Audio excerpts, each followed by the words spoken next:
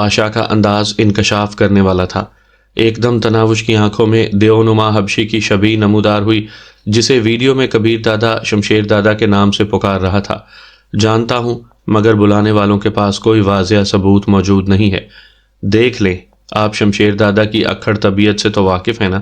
اگر انہوں نے پہلے ہی سے اس کے کان بھر دیے تو کیا ہوگا؟ 2 تھپڑ ہی لگائے گا اور خون بہا ادا کرنے کا کہے گا۔ اس کے علاوہ کیا ہو سکے گا؟ کبیر دادا اس مسئلے کو کوئی اہمیت دینے پر تیار نہیں تھا۔